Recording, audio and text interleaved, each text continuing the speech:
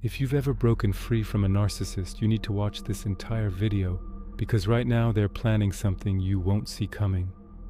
Carl Jung discovered a terrifying pattern. When narcissists realize they can't control you anymore, they don't just walk away quietly. They deploy one final devastating manipulation that destroys years of healing in just weeks. And here's what's scary. It feels completely real. It disguises itself as genuine need, authentic vulnerability, and a true crisis. By the end of this video, you'll know exactly what this tactic looks like, why it's so dangerous, and the 3 steps to protect yourself from falling back into their trap. But first, you need to understand what triggers this final attack.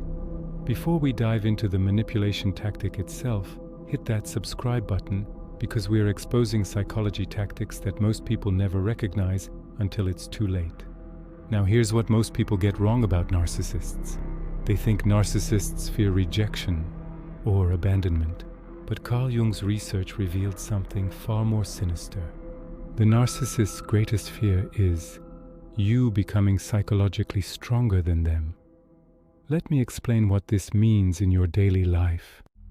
Remember when you first met them? You might have been going through a difficult time, maybe questioning yourself, seeking validation, and they seemed perfect, right? Understanding, always there. But Jung discovered something crucial. Narcissists aren't attracted to you because they love you. They're attracted because they can feed off your energy, your need for approval, your self-doubt.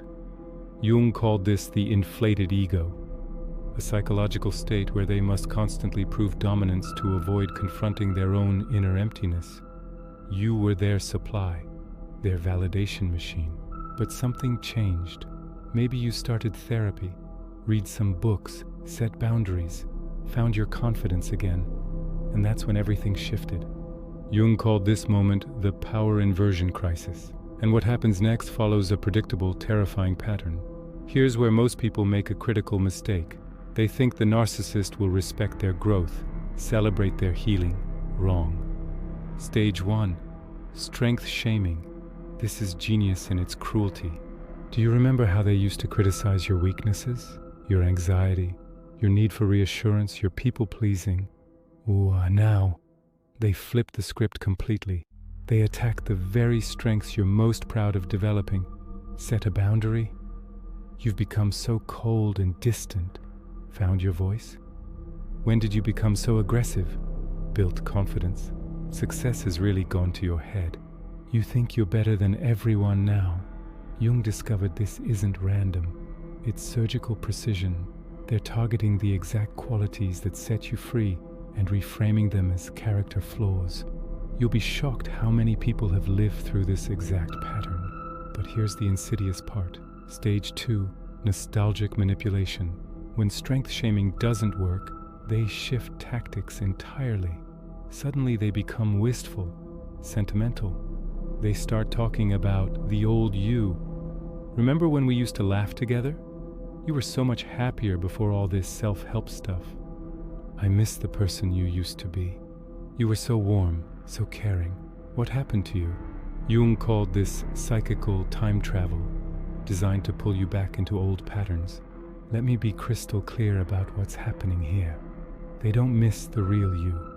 They miss the controllable you, the version that didn't question, didn't push back, didn't prioritize their own needs. And if you're not careful, you'll start missing that version too. You'll start wondering, am I changing for the worse? Am I becoming the problem? That's exactly what they want you to think. But we're just getting to the most dangerous part. Now pay close attention, because this is where Jung's research gets disturbing. When both strength shaming and nostalgic manipulation fail, narcissists deploy what Jung called their most dangerous weapon, manufactured vulnerability. And this is the dirty trick that catches even the strongest people off guard. Here's how it works. Right when you're at your strongest, thriving, healing, moving forward, they suddenly fall apart. A health crisis, financial disaster, family emergency, emotional breakdown. And the timing? Perfectly coincidental with your moment of strength. But Jung discovered something chilling. This isn't coincidence. It's calculated warfare. Jung found that narcissists keep detailed mental notes about what makes you feel guilty, what triggers your caretaking instincts, what causes you to abandon your boundaries. They weaponize your empathy against your healing. Now here's where this gets even darker, and I need you to really hear this. Jung discovered that narcissists often create the very problems they're asking you to solve. They sabotage their own relationships, their work, their finances, their health. Why? Because they know you will feel obligated to step in and save them. Let me give you a real example of how this plays out. You've spent months setting a boundary. Maybe you said, I need space to focus on my own healing.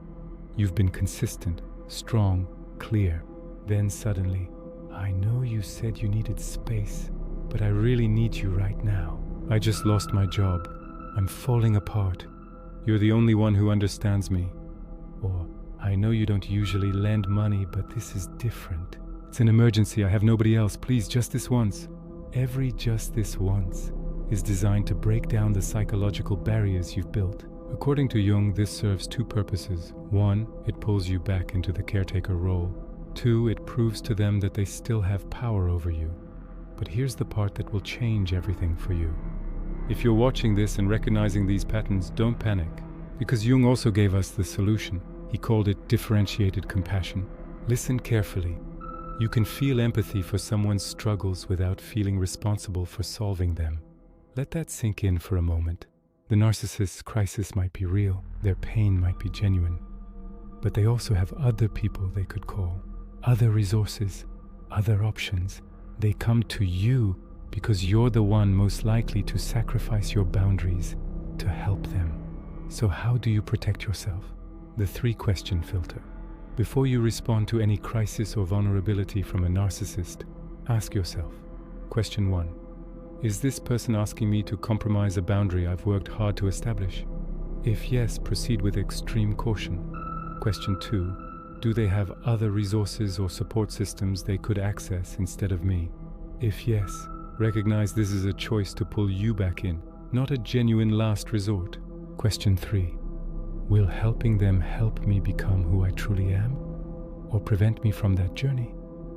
This is Jung's most important insight. He said, the privilege of a lifetime is to become who you truly are.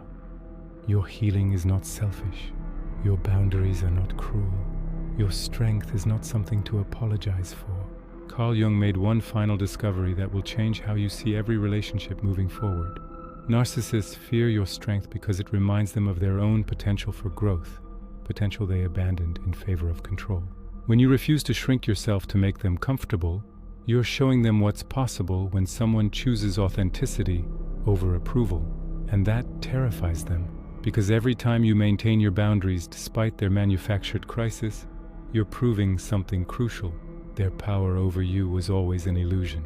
Jung said true strength isn't about being immune to manipulation. It's about recognizing it, naming it, and choosing your authentic self anyway.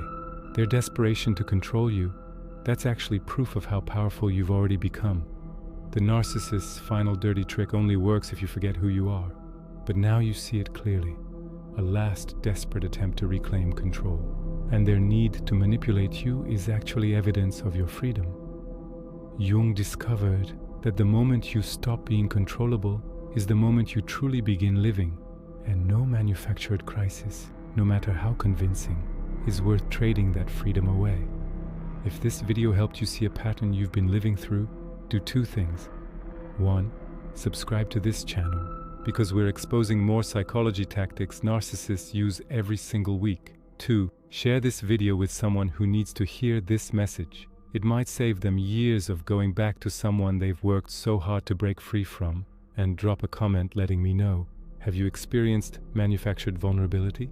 How did you handle it? Your story might help someone else recognize what they're going through. Remember, you're not crazy, you're not cold, you're not selfish. You're finally free.